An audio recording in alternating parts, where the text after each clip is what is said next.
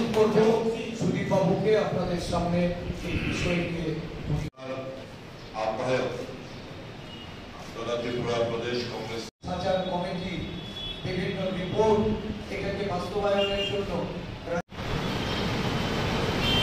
সংবিধান বাঁচানোর লড়াইটা কে লড়ছে? আপনারা বলেন কে লড়ছে? এর মধ্যে কোনো সন্দেহ আছে? আমরা কোনো বিশেষ কোনো ধর্মের লোকদের আমরা দোষণ করতে রাজি না। আমাদের একটাই বক্তব্য, সংবিধানে যা লেখা আছে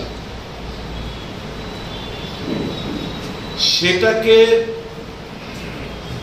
সুদৃঢ় করা এবং সুরক্ষিত রাখা এবং এর উপর যেন কোনো এই সংবিধানের উপর যেন কোনো ধরনের আচরণ না আসে সেটাকে সুনিশ্চিত করা হচ্ছে দেশের প্রত্যেকটি নাগরিকের দায়িত্ব।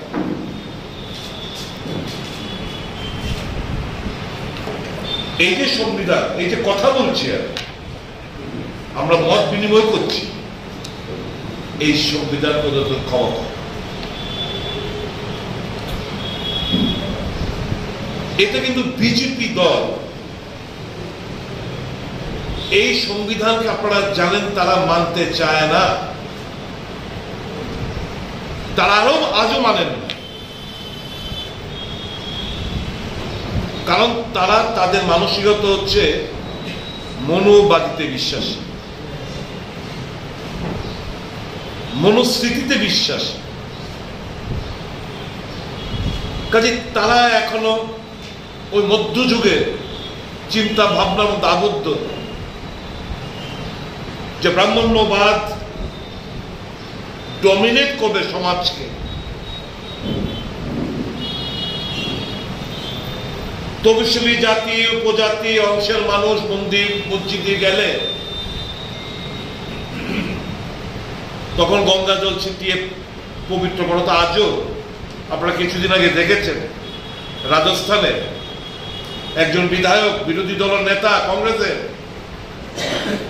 সে একটা মন্দিরে পুজো দিতে যাওয়ার পর সেখানকার এক বিজেপি নেতা এসে মন্দিরকে পবিত্র করার আহ্বান করেছেন এবং গঙ্গা জল ছিটিয়ে সে মন্দির নাকি অপবিত্র হয়ে গেছে, কারণ তপশিলি জাতির এক নেতা ওখানে প্রবেশ করেছে, গঙ্গা জল ছিটিয়ে দিয়ে এটা পবিত্রতা রক্ষা করতে হবে।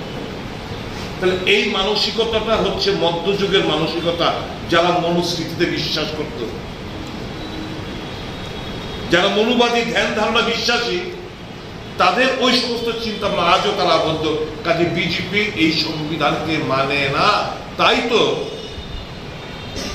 অমিত শাহ পার্লামেন্টের বলতে পারে, अरे भाई अंबेडकर अंबेडकर अंबेडकर अंबेडकर अंबेडकर इतना बार अगर भगवान का नाम लिया होता तो 7 जन्म तक स्वर्ग प्राप्त होता।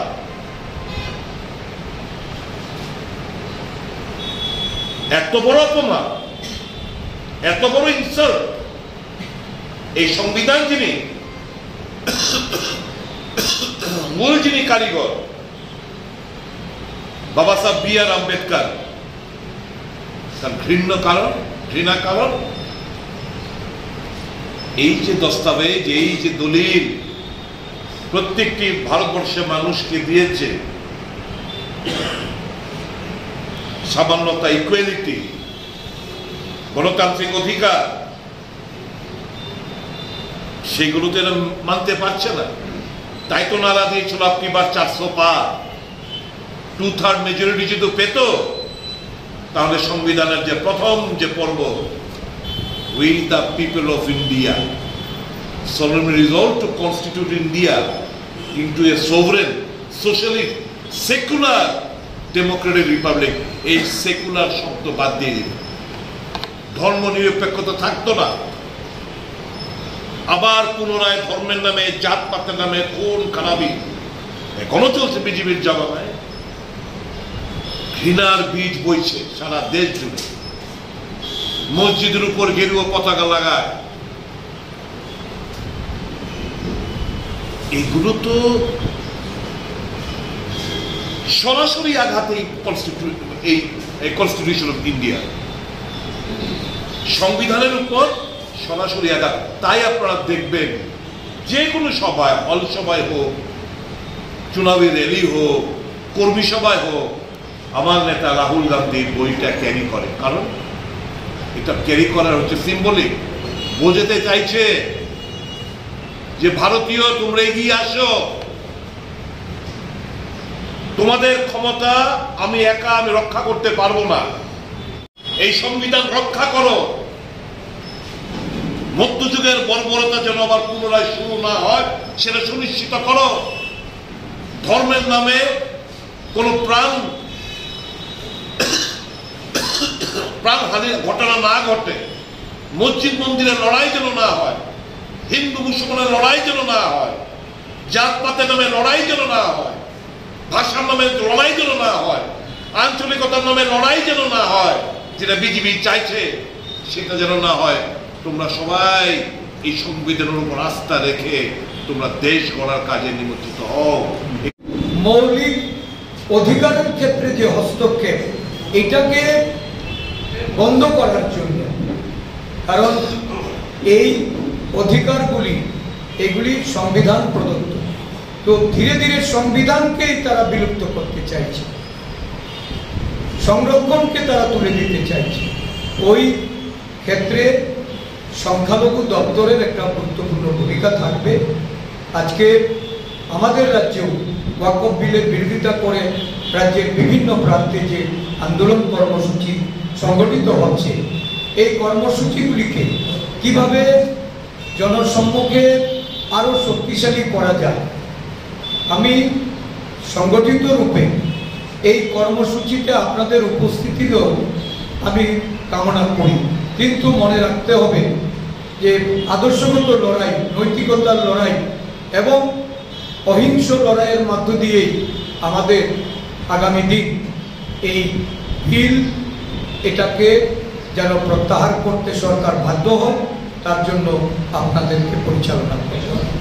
তো আমি আজকে এখানে প্রথমেই আপনাদের কাছে অনুরোধ রাখব যে বিভিন্ন আমাদের যে স্টেট কোঅর্ডিনেটর, এই মাইনরিটি ডিপার্টমেন্টের জেলা সভাপতি বা বিভিন্ন ব্লকের সভাপতির দায়িত্ব পালন করার জন্য যারা এগিয়ে এসেছেন, তাদের উপস্থিতিটা আমরা আজকে এখান থেকে নিশ্চিত করব।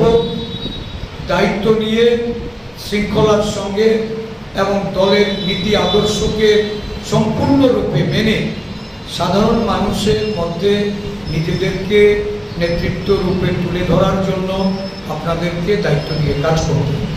এই কাজ যারা করতে পারবেন তারা দায়িত্ব নেবেন, যারা পারবেন না আমি মনে করি তাদেরকে বিরত থাকা এটা বাঞ্ছনীয়।